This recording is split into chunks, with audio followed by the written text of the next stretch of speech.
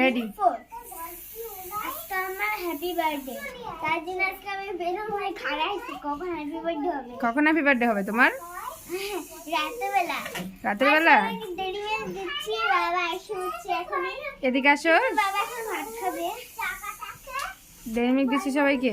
হ্যাঁ, chocolate dairy milk না, chocolate মানে নারকেল চকলেট। দেখি দেখো কতগুলো বেলুন এখানে আছে, এখানে আছে, এখানে ডেকোরেশন হচ্ছে। Happy birthday Papai.